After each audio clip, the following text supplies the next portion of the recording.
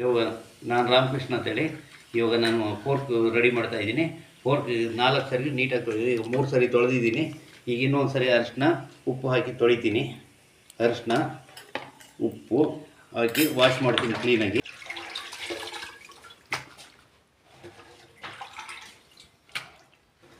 ಇವಾಗ ನೋಡಿ ಮಾಂಸದಲ್ಲಿ ನೀರಿರಬಾರ್ದು. ಒಂದು ಪಾತ್ರೆಗೆ ಹಾಕೊಳ್ಳೋಣ.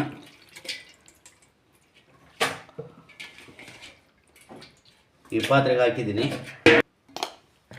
ಸ್ವಲ್ಪ ಉಪ್ಪು, ಸ್ವಲ್ಪ ಅರಿಶಿನ ಪುಡಿ ಹಾಕಿ ಒಂದು 1/2 ಅವರ್ ಹಂಗೆ ಮಿಕ್ಸ್ ಮಾಡಿ ಇಟ್ಬಿಡೋಣ.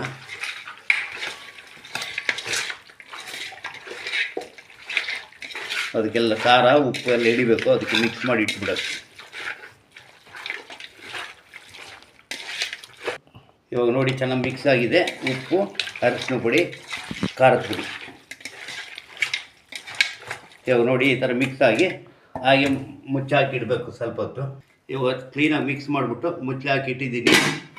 ಇವಾಗ ಮಸಾಲೆ ರೆಡಿ ಮಾಡ್ಕೊಳ್ಳಿ. ಪೋರ್ಕ್ ಮಾಡೋಕ್ಕೆ ಬೇಕಾಗಿರೋ ಐಟಮು: ಫಸ್ಟು ಶುಂಠಿ ಪೇಸ್ಟು, ಬೆಳ್ಳುಳ್ಳಿ ಜಜ್ಜಿ ಹಾಕಬೇಕು, ಹಸಿರು ಮೆಣಸಿನ್ಕಾಯಿ ಜಜ್ಜಿ ಹಾಕಬೇಕು, ಆಮೇಲೆ ಈರುಳ್ಳಿ ಹಾಕಬೇಕು. ಇದೆಲ್ಲ ಚೆನ್ನಾಗಿ ಪೋರ್ಕ್ ರೆಡಿ ಮಾಡಿ ಇಟ್ಕೊಂಡಿದ್ದೀನಿ. ಖಾರ ಪುಡಿ, ಧನಿಯಾ ಪುಡಿ ಹಾಕಿದ್ದೀನಿ. ಇದು ಬೇಯಕ್ಕೆ ಇಟ್ಬಿಟ್ಟು ಇವು 4 ಮಸಾಲೆ ಹಾಕಬೇಕು. ಚೆನ್ನಾಗಿ ಬೆಂದ ಮೇಲೆ ಆಮೇಲೆ ತೋರಿಸ್ತೀನಿ. ಈಗ ಆನ್ ಮಾಡ್ತಾ ಇದ್ದೀನಿ ಸ್ಟವ್. ಪೋರ್ಕ್ ಬೇಯಿಟ್ಟಿದ್ದೀನಿ. ಪೋರ್ಕ್ ಬೇಯ್ತಾ ಇರುತ್ತೆ. ಈಗ ಬೆಳ್ಳುಳ್ಳಿ ಹಾಕ್ತಾಯಿದ್ದೀನಿ. ಇವಾಗ ಪೋರ್ಕ್ ಬೆಂದಿದೆ. ಇವಾಗ ಮಸಾಲೆ ಹಾಕ್ತಾಯಿದ್ದೀನಿ. ಇವಾಗ ಬೆಳ್ಳುಳ್ಳಿ ಹಾಕ್ತಿದ್ದೀನಿ. ಇವಾಗ ಈರುಳ್ಳಿ ಹಾಕ್ತೀನಿ ಜಜ್ಜಿದ್ದು. ಇವಾಗ ಹಸಿರು ಮೆಣಸಿನ್ಕಾಯಿ ಹಾಕ್ತೀನಿ. ಇವಾಗ ಶುಂಠಿ ಹಾಕ್ತೀನಿ. ಮೊದಲು ನೀರು ಹಾಕಿಲ್ಲ. ಈಗ ಒಂದು ಅರ್ಧ ಲೋಟ ನೀರು ಹಾಕ್ತೀನಿ.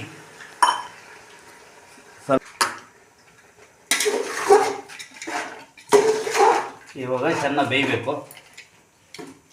ಬೆಂದ ಮೇಲೆ ಧನಿಯಾ ಪುಡಿ, ಖಾರದ ಪುಡಿ, ಪೆಪ್ಪರ್ ಪೌಡ್ರು ಹುರಿದು ಹಾಕಬೇಕು. ಹುರಿದಾದ್ಮೇಲೆ ಕೊತ್ತಂಬರಿ ಸೊಪ್ಪು ಹಾಕಿ ಇಳಿಸಿದರೆ ಪೋರ್ಕ್ ರೆಡಿ ಆಗೋದು. 3 ಸ್ಪೂನ್ ಧನಿಯಾ ಪುಡಿ ಹುರಿತಾ ಇದ್ದೀನಿ.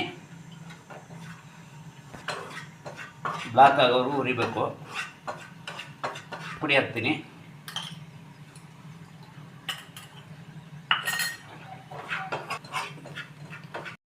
ಇವಾಗ ಹುರಿದು ಹಾಕ್ತೀನಿ.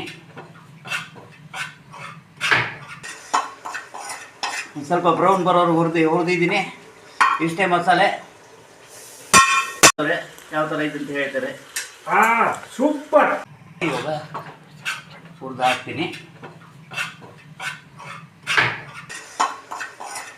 ಸ್ವಲ್ಪ ಬ್ರೌನ್ ಬರೋರು ಹುರಿದಿದ್ದೀನಿ. ಇಷ್ಟೇ ಮಸಾಲೆ.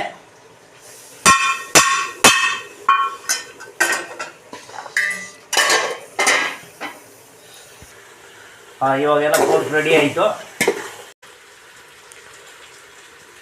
ಭಾಳ ಸೂಪರ್ ಇದೆ ಪೋರ್ಕು. ಚೆನ್ನಾಗಿ ಮಸಾಲೆ ಹಾಕಿದರೆ. ಲೈಕ್ ಮಾಡಿ, ಫಾಲೋ ಮಾಡಿ.